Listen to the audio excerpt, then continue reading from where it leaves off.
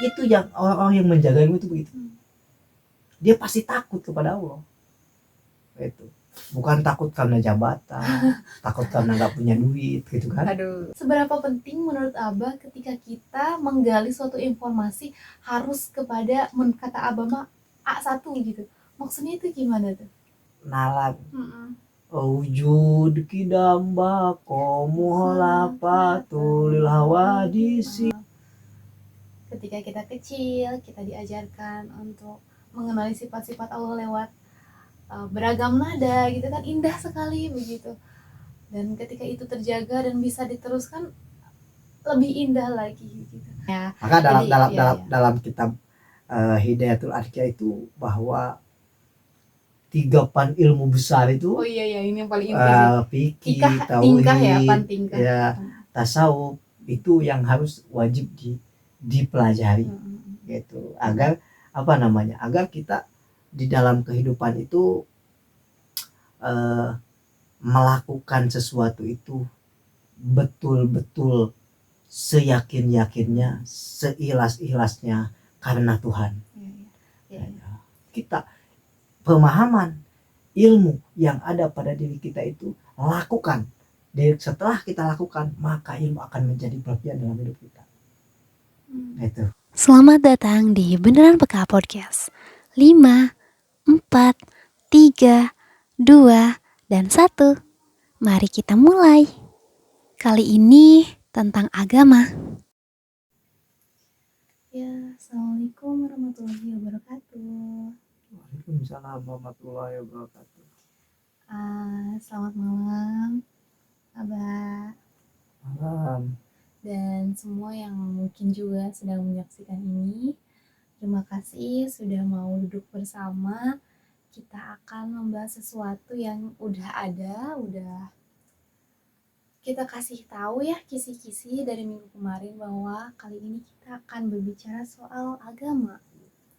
Gitu. Abah, terlepas dari apa yang diperbincangkan akhir-akhir ini sama orang-orang gitu, banyak kan sebelum adanya pemberitaan di media dan segala macam tentang yang lagi viral-viral gitu, banyak yang mempersepsikan bahwa agama itu ujung tombaknya jadi identitas. Terus banyak juga yang berbicara bahwa agama itu kenapa seringkali bicaranya neraka surga, kenapa berbicara tentang keselamatan seseorang itu selamat atau tidak itu. Kenapa hal itu muncul dan apakah salah ketika persepsi itu disandingkan dengan agama? Gitu. Bagaimana menurut Abah? Ya kita harus tahu dulu agama itu apa. Dalam hadis yang dikatakan Nabi itu,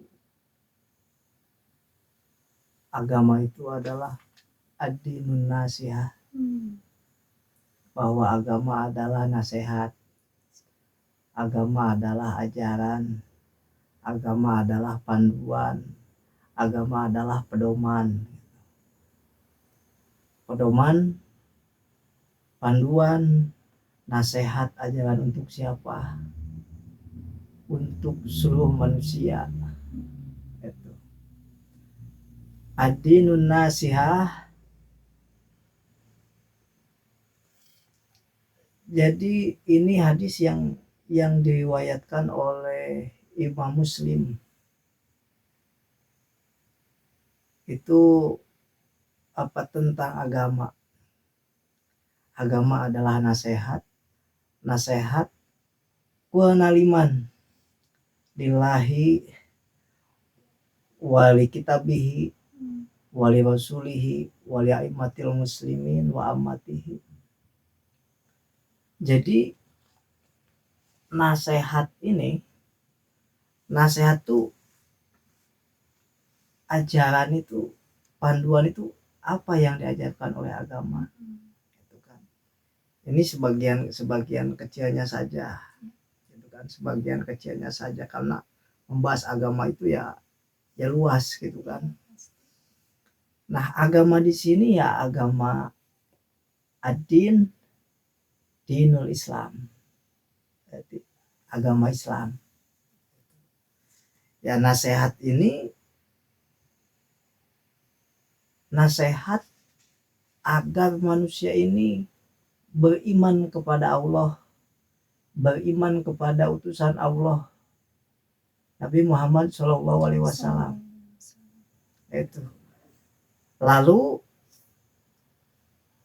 iman kepada Allah, iman kepada Rasul itu harus taat kepada Allah dan Rasulnya.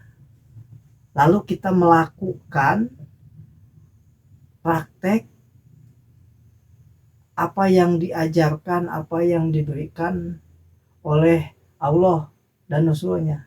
Itu kenapa Allah mengutus Rasul itu sebagai panutan hidup umat manusia. Nah, dalam nasihat ini berupa tentang kebaikan, keselamatan dunia dan akhirat. Itu. Jadi isi nasihat itu tentang kebaikan dunia dan akhirat. Itu. Di dunia kita perlu hidup dengan panduan, dengan pedoman, dengan ajaran baik, gitu kan. Nah, ajaran itu ajaran Nabi, ajaran utusan Allah itu, gitu kan. Lalu ajaran Allah yang diwahyukan kepada utusannya. Lillahi di sini apa namanya? Kita harus harus beriman. Siapa yang harus kita imani? Gitu kan? Yaitu Allah. Kita harus mengimani kepada Allah. Gitu. Ketika kita meyakini bahwa Allah itu Sang Maha Satu, gitu, kita tidak boleh menduakannya, begitu kan? Lalu kita harus ikhlas beribadah kepadanya, gitu kan? Melakukan tindakan-tindakan yang ikhlas karena Allah, semata-mata karena Allah. Nah, kemudian wali kitabihi, bahwa Al-Quran itu merupakan wahyu yang diturunkan oleh Allah melalui malaikat Jibril kepada Kangjeng Nabi Muhammad SAW, itu berupa panduan-panduan hidup, berupa pedoman-pedoman hidup, berupa tanda-tanda kekuasaan Tuhan, berupa ajaran-ajaran yang harus dilakukan oleh umat manusia. Nah, kita pun harus meyakini akan kitab, harus yakin akan kitab. Kemudian wali rasulihi, kita pun harus yakin terhadap utusan Allah, gitu kan. Segala sesuatu yang datang dari utusan Allah, dari Nabi Muhammad SAW, berupa ucapan, berupa perbuatan, berupa yang disetujui oleh Kangjeng Nabi, yang disebut dengan takdir, itu harus dilakukan. Nah, wali a'immatil muslimin. Lalu ada orang di dunia ini yang mengurus tentang agama, ahli agama, gitu kan. Nah, di situ pun kita harus harus nasihat-nasihatnya itu harus kita terima. Wali a'immatil muslimin itu sebagai orang yang ahli di dalam beragama. Kemudian wa ammatihim, dan ammatihim itu muslim yang banyak, tapi dalam muslim yang banyak itu pasti ada satu orang yang memahami tentang agama, paham betul tentang agama, gitu kan. Nah, itu pun nasihatnya harus kita terima. Maka orang yang menerima nasihat tentang agama, baik nasihat lillah, wali kitabi, wali rasuli, wali a'immatil muslimin, itu adalah orang-orang yang mendapatkan keberuntungan. Orang-orang yang beruntung. Jadi jangan sampai kita beragama ini agama dipaksa untuk memihak kepada kita, dan jangan sampai Tuhan pun dipaksa untuk memihak kepada kita. Begitupun jangan sampai kita mengatasnamakan agama, mengatasnamakan Tuhan, mengatasnamakan Kangjeng Rasul untuk memihak membela diri kita, gitu kan? Gitu. Jadi kita keberagamaan itu bagaimana kita hidup itu memiliki akhlak yang baik, adab-adab yang baik, moralitas yang baik, moralitas adab-adab akhlak kepada Tuhan, kemudian kepada utusan Tuhan, kepada ulama, kepada masyarakat, kepada manusia, kepada makhluk Tuhan yang lain. Kita harus memiliki akhlak dan adab-adab untuk hidup itu supaya tentram, nyaman, bahagia, begitu. Jadi kalau kita hidup memakai panduan agama, memakai panduan-panduan Allah, panduan-panduan Rasul, panduan-panduan alim gitu, insya Allah kita tidak akan pernah yang namanya hidup kebingungan di dalam kehidupan ini, tapi kita akan merasakan hidup itu berada pada jalan yang aman, itu untuk mencapai fidi ini wa dunya wal akhirah gitu. Dunia dan akhirat itu akan aman, akan selamat gitu. Nah, maka kenapa ada surga dan neraka gitu.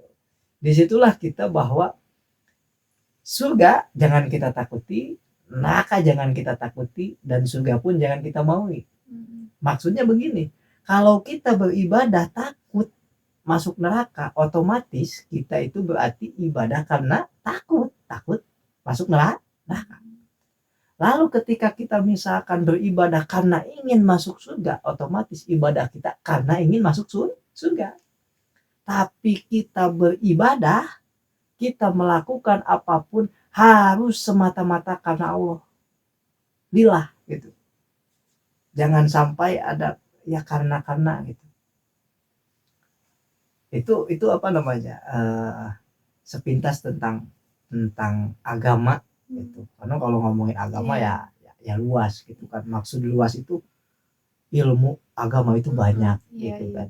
Ini hanya sebagian kaul ulama yang menjelaskan tentang hadis ad-dinun nasihah lillah wali kitabihi wali rasulihi wali aimatil muslimin wa ammatihim. Terima kasih Abah untuk penjelasannya barusan. Jadi tidak salah ya ketika misalkan orang yang banyak berbicara tentang agama itu ujung-ujungnya tentang bagaimana keselamatan dia, yang Abah sudah singgung barusan tentang keselamatan di dunia maupun keselamatan di akhirat, karena dia akan merasa gusar gitu kan ketika dia berjalan menjalani hidup ini diambang, selamat gak ya gitu. Makanya ada kebingungan tadi. Terus bicara jangan takut terhadap surga neraka maksudnya, ataupun jangan mau beribadah itu karena surga dan neraka itu, jangan gitu ya. Memang idealnya begitu. Cuman untuk orang-orang yang baru meniti agama kayaknya masih terpengaruhi terhadap reward sama punishment gini kan. Jadi siksa sanksi dan imbalan itu masih menjadi motor penggerak yang waktu itu kita bicara soal bensin hidup mungkin masih memegang itu. Jadi ketika dipus bahwa nanti sanksinya begini maka dijalankan, ataupun nanti imbalannya begini maka dijalankan gitu. Idealnya memang karena apapun ibadah kita, apapun yang kita lakukan memang lillah untuk mengharapkan ridha Allah, begitu kan idealnya.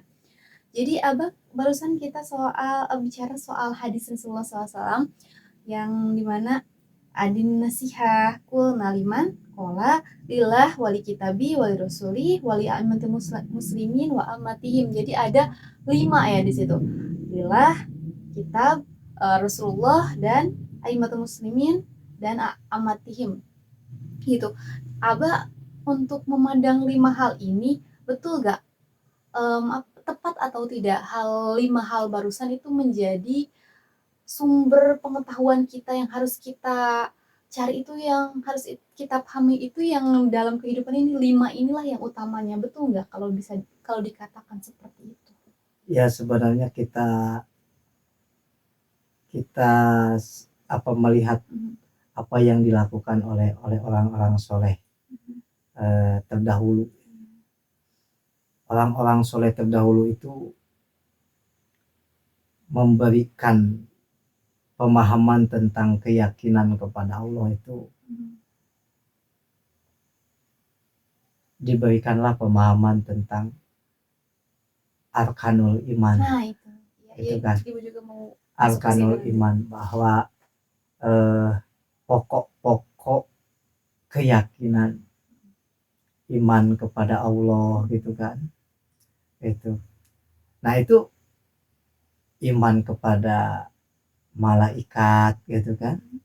Kemudian kepada kitab-kitab Allah, utusan-utusan Allah. Kemudian hari akhir. Terus yang terakhir itu qada dan qadar. Itu kan. Nah, kalau kita di dalam keyakinan kita, dalam pemikiran kita bahwa meyakini Tuhan itu suatu keharusan, iman kepada Allah itu suatu pokok pondasi, pondasi hidup itu iman kepada Allah. Kalau kita sudah iman kepada Allah, sudah mantap imannya, maka kita akan berpikir bagaimana untuk mencapai kita merasakan adanya Tuhan. Maka disitulah kita akan mencari ilmu. Gitu kan? Terkadang ada orang itu yang yakin kepada Allah itu lewat ilmu dulu. Tapi terkadang ada orang, sebagian orang yang iman dulu baru ilmu. Tergantung orang diberikan hidayahnya lewat apa dulu. Jadi gitu. Jadi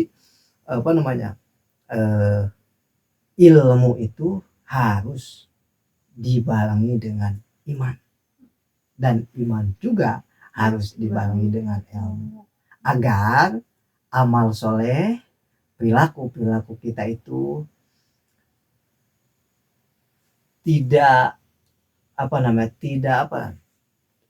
agar stabil gitu, nggak berat ke sini, nggak berat ke situ gitu kan, agar stabil gitu. Melakukan apapun itu agar stabil gitu. Maka kenapa di waktu sekolah kita disuruh untuk nalar wujud kidamba komuholapatul hawadisi dan sebagainya kan gitu. Lalu sifat mustahilnya kan gitu, sifat jaiznya itu kan, itu sebenarnya penanaman pondasi tauhid. Itu kan pondasi tauhid. Jadi ketika kita dewasa, ketika kita sudah mulai berpikir luas, bertemu dengan apapun, dengan teori apapun, dengan ajaran apapun gitu. Kalau kita sudah kuat pondasinya, maka kita tidak akan mudah untuk terpengaruhi oleh apapun. Maka orang-orang soleh dulu, para ulama itu memberikan bekal kepada santrinya gitu, kepada masyarakat, agar kuat pondasi iman, agar kuat pondasi ilmu, supaya amal solehnya pun dia terlaksana dengan baik, dengan bahagia gitu. Kalau kita hidup tidak bahagia, kalau kita hidup kekurangan pengetahuan, tidak banyak ilmu, lalu tidak memiliki keyakinan, maka hidup kita ini ya seperti gak jelas gitu. Supaya hidup kita ini jelas. Maka dari kecil kita harus tanami tentang ilmu dan iman terhadap anak, supaya dewasa nanti dia tidak mudah terpengaruh.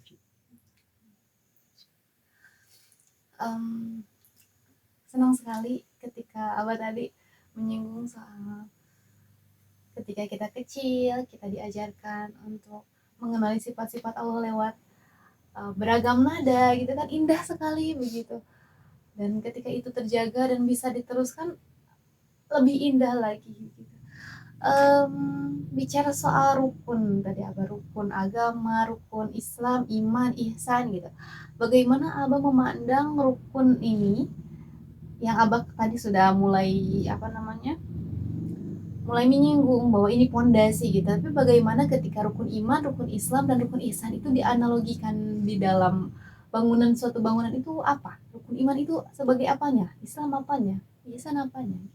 Jadi Arkanuddin, ya rukun-rukun agama itu ya 1 iman, 2 Islam, 3 ihsan. Itu pokok-pokok agama. Jadi arkanul Islam, arkanul iman, kemudian ihsan itu pokok-pokok dari agama, rukun-rukun dari agama. Nah, ketika kita mengetahui tentang arkanul iman, berarti kita harus mengetahui arkanul Islam, karena arkanul Islam ini merupakan praktek yang sifatnya jasmaniah, praktek yang sifatnya jasmaniah gitu.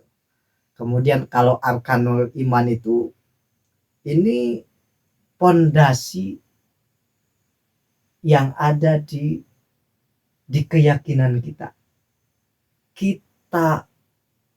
melakukan sesuatu. Kalau sudah memiliki keyakinan di dalam diri kita nih, berarti prakteknya pun ada tujuannya, langkah berperilakunya pun ada pedomannya gitu. Nah, kalau misalkan arkanul iman, arkanul Islam ini sudah terintegrasi gitu, sudah terpahami, sudah terpelajari gitu kan, lalu melakukan ihsan itu ini merupakan perpaduan dari arkanul iman wa arkanul Islam, sehingga ihsan itu bisa dilakukan, dijalankan dengan benar gitu. Karena ini ihsan itu sesuatu yang ketika kita melakukan sesuatu itu seolah-olah gitu, Tuhan itu ada di depan gitu. Seolah Tuhan itu melihat kita kan gitu. Kalau gak bisa. Nah gitu. Jadi ihsan itu sebenarnya ini level tertinggi gitu kan. Jadi untuk memahami arkanuddin itu ya harus betul-betul itu. Untuk memahami arkanul Islam itu betul-betul, arkanul iman itu betul-betul, agar ihsan ini terlaksanakan dengan sebaik-baik mungkin. Jadi kesempurnaan praktek itu, kesempurnaan peribadahan itu berada pada ihsan. Jadi kalau dianalogikan apa? Ihsan itu bangunan. Ya kalau kita katakan dalam teori bahwa ini fikih, Islam itu syariat, fikih, kemudian iman itu tauhid, nah ihsan itu sebagai tasawuf.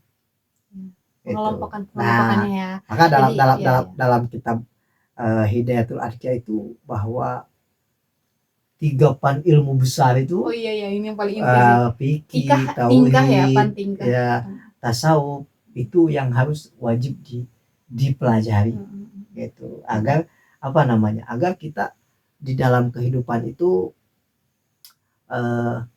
melakukan sesuatu itu betul-betul seyakin-yakinnya, seikhlas-ikhlasnya karena Tuhan.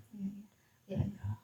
Udah mulai mengerti ya bagaimana implementasi dari rukun iman, Islam, ihsan itu tadi, lalu dikaitkan dengan tauhid, fikih, tasawuf yang wajib banget kita pelajari dan kita internalisasi dan kita realisasikan begitu, apalagi selaku insan yang beragama gitu kan. Dan soal pertanyaan Ibu, analogi di dalam bangunan bagaimana, kayaknya kalau misalkan udah dijabarkan seperti itu sudah cukup deh, gak harus kita menganalogikan salah analogi untuk membuat kita lebih mengerti kan. Kalau misalkan analogi malah membuat kita makin nggak ngerti, ya untuk apa juga. Nah, untuk penjabaran dari apa itu rukun iman, apa itu rukun Islam, itu kan ada penafsiran-penafsiran tersendiri ya, poin-poinnya.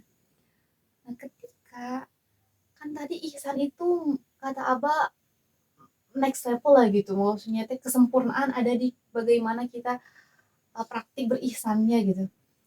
Nah, apakah ketika iman dan Islam ini harus benar-benar sempurna dulu di imannya, baru Islamnya kerasa nyaman dan kerasa banget gitu bersinerginya, ataukah belum selesai dengan imannya juga tetap sambil dijalankan Islamnya? Itu menurut Abah bagaimana? Dalam konteks belajar apapun yang ilmu yang datang kepada kita itu harus terpahami, baik ilmu syariat, ilmu tauhid, ilmu tasawuf, itu harus terpahami.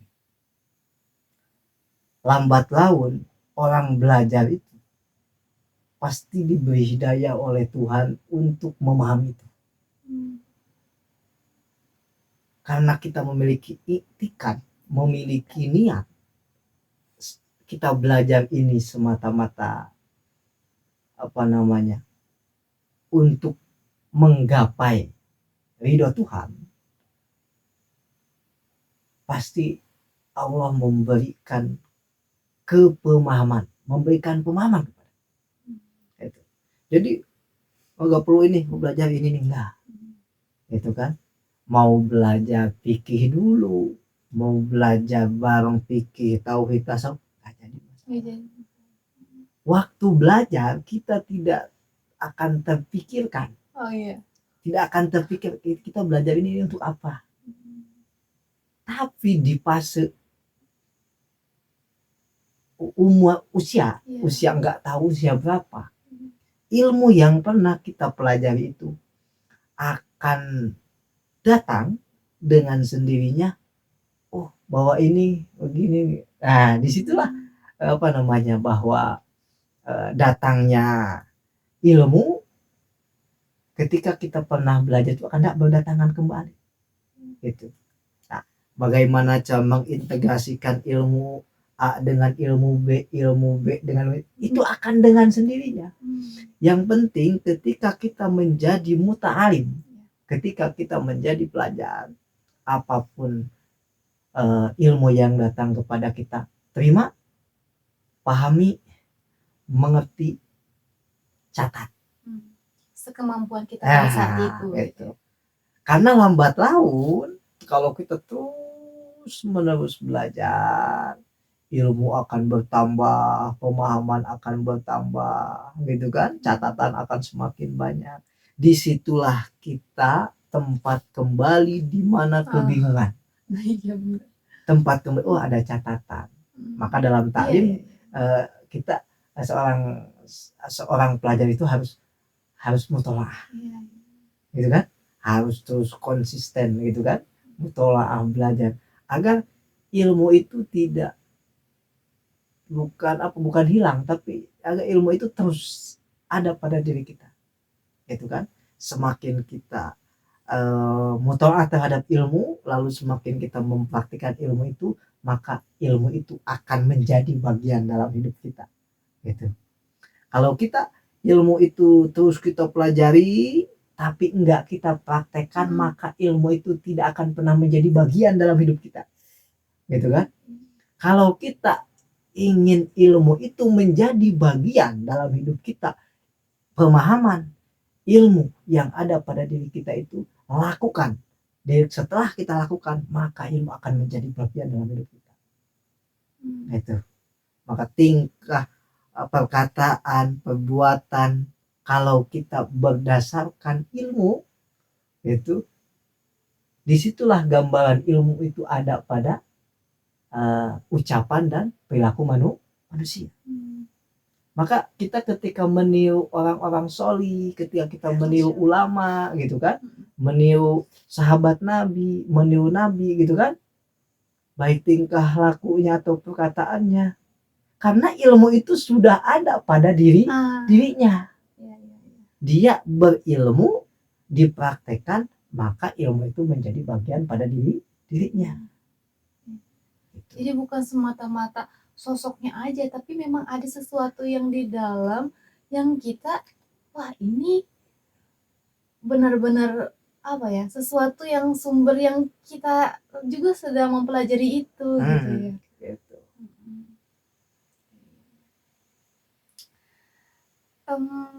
Gimana kalau misalkan kita, ya Abah tadi menyinggung, kalau misalkan ketika ada permasalahan dan apapun gitu, kembalinya itu orang yang paham itu kembalinya mutolaah, mendapatkan petunjuk itu dari catatan-catatan terdahulu atau dari orang-orang soli yang mungkin juga masih ada sampai saat ini gitu, penerus-penerusnya gitu.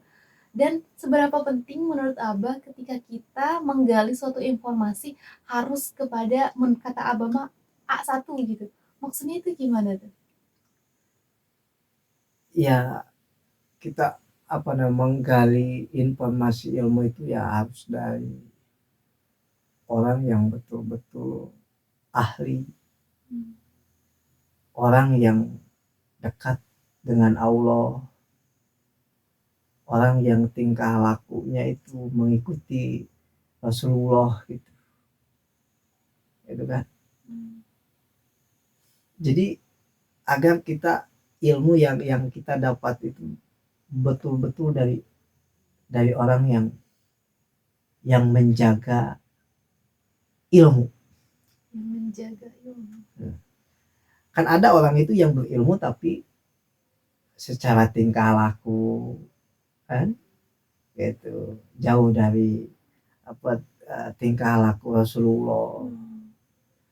Ada orang itu yang ahli tapi keahliannya dijadikan sebuah profesi gitu kan. Seperti bagaimana? Ya, jadi ilmu itu bukannya sesuatu yang melekat pada dirinya, lalu diberikan kepada masyarakat gitu kan, didakwahkan kepada masyarakat gitu kan, atas dasar karena Allah itu kan gitu. Itu kan kadang ada orang yang menjual belikan ilmu kan gitu, kemudian menjual belikan ayat gitu kan, iya banyak gitu kan. Nah, itu menurut Abah bukan panutan, dan itu bukan orang yang harus kita tanya tentang ilmu. Tapi ketika kita bertanya tentang informasi ilmu itu ya harus kepada orang-orang yang betul menjaga ilmu. Betul menjaga ilmu itu dia orangnya waro. Gimana? Sebut waro itu hati-hati dia dalam hidupnya. Membawa ilmu itu benar-benar, gak sembarangan dia bawa gitu. Benar-benar gitu, takut kepada Allah. Kemudian akhlak, perbuatan, perilakunya itu wah seperti Rasulullah gitu kan. Itu yang orang-orang yang menjaga ilmu itu begitu. Dia pasti takut kepada Allah. Itu bukan takut karena jabatan, takut karena nggak punya duit gitu kan. Aduh. Hah? Itu udah lain urusan gitu kan. Nah, orang yang menjaga ilmu yang harus menjadi pusat pertanyaan, ya orang yang harus betul-betul menjaga ilmu itu. Karena ilmu itu disampaikan harus dengan jujur dan benar. Ya. Gak boleh ilmu itu disampaikan karena kita ingin populer, karena kita ingin dianggap alim, ingin dianggap pintar. Gak bisa, gitu kan? Kita seikhlas mungkin menyampaikan ilmu sebenar-benarnya dan sejujur-jujurnya. Kalau tahu katakan tahu, kalau tidak katakan tidak. Kita mengatakan sesuatu landasannya dari mana? Jadi nggak asal berbicara, nggak asal karena ketika kita menjawab sesuatu karena gengsi, takut dibilang nggak tahu. Ya nggak tahu ya bilang nggak tahu, tahu ya bilang tahu. Itu untuk mendapatkan informasi yang bagus itu begitu. Gitu. Karena yang dilakukan oleh orang-orang sholih, oleh ulama itu memberikan ya yang tahu perjalanan tentang Abah dulu waktu di pondok pesantren itu, kiai, ulama, sholihin, dia benar-benar memberikan ilmu tanpa dia meminta timbal balik apapun. Kita tuh difasilitasi kamar, fasilitasi majelis taklim, masjid, kebutuhan santri difasilitasi. Tapi beliau tidak pernah meminta kepada santrinya. Tapi lambat laun karena santrinya mengerti, karena santrinya memberi, ya diterima. Gak memberi, gak akan meminta. Iya. Dan zaman sekarang maksudnya makin langka hal seperti itu. Ya nggak tahu kalau zaman sekarang. Maksudnya bukan bicara masalah di pesantren atau seperti apa ya. Cuman maksudnya ketika Abah bicara menjual belikan ilmu gitu ya. Ibu rasa ya ampun gitu, maksudnya banyak banget sistem-sistem di sekitar kita yang seakan menjual belikan ilmu. Cuman kan kita nggak tahu ya niat seseorang seperti apa dan kemurnian seperti apa gitu. Cuman untuk orang-orang yang pengen mengakses ilmu tetapi belum mampu gitu, jadi ngerasa bahwa ini beneran mau ngebantu nggak, beneran mau mendidik nggak, beneran mau ngajarin nggak gitu. Kadang-kadang ngerasa kayak gitu ya. Mungkin di era sekarang itu orang sudah berpikir tentang ekonomis. iya. Itu segala sesuatu diekonomiskan. Ya mungkin begitu gitu, tapi Abah nggak melihat itu. Yang Abah pernah jalani, pengalaman yang pernah Abah jalani ketika Abah mencari ilmu, kemudian bertemu dengan guru, dengan alim, dengan ulama, ya begitu. Maksudnya itu ya betul-betul ikhlas mendidik manusia, betul-betul ikhlas mencetak manusia, agar manusia itu suatu saat berada dimanapun memiliki cahaya. Itu maksud cahaya itu memberikan pemahaman yang betul-betul benar dan jujur tentang agama itu sendiri. Abah, Ibu pengen tahu pandangan Abah soal guru.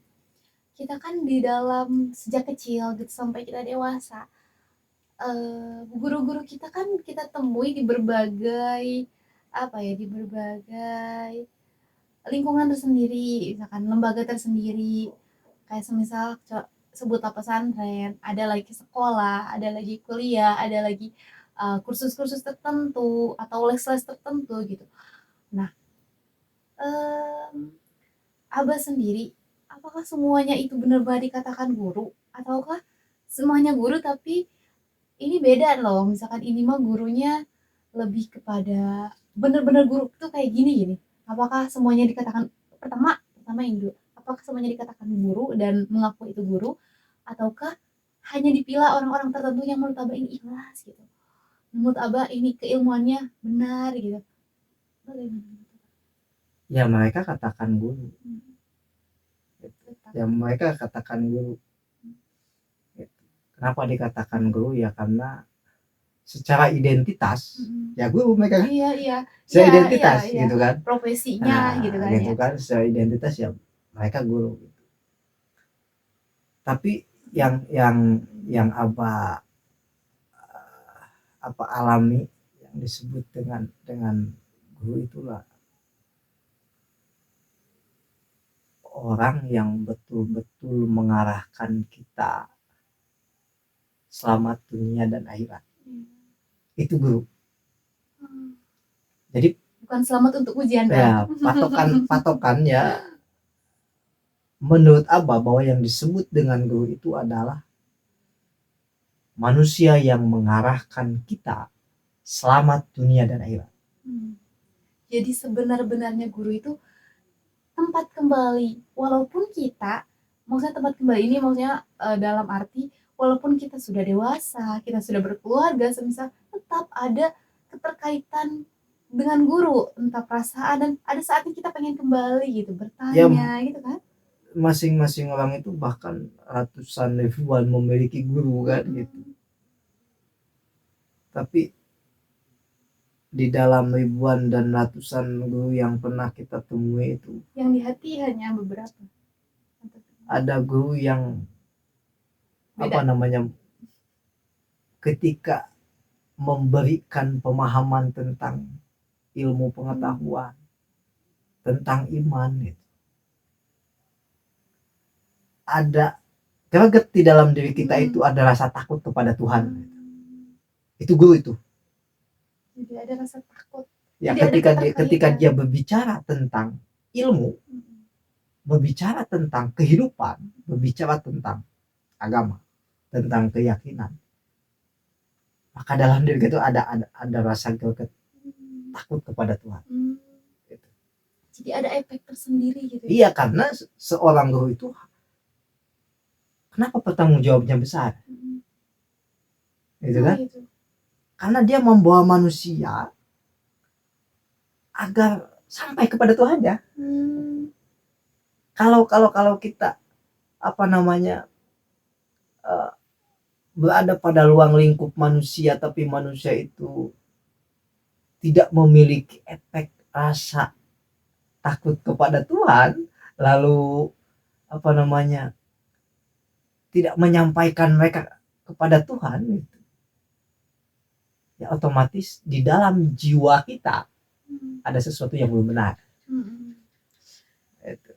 Dan ada ketenangan dan kenyamanan tersendiri ya ketika pembelajaran itu terjadi gitu.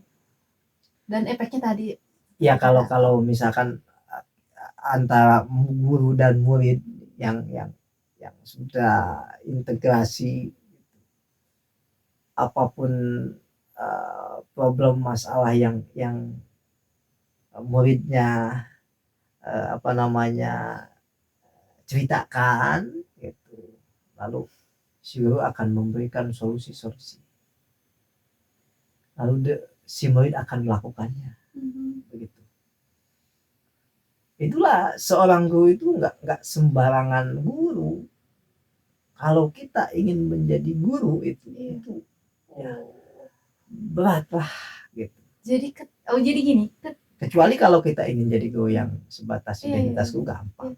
Jadi kalau misalkan udah nyemplung, udah terkait dengan satu orang, udah selama hidupnya tetap kita tuh kayak mengikuti, mengarahkan dirinya itu keselamatan dia tuh kayak masih menjadi tanggung jawab guru tersebut ya.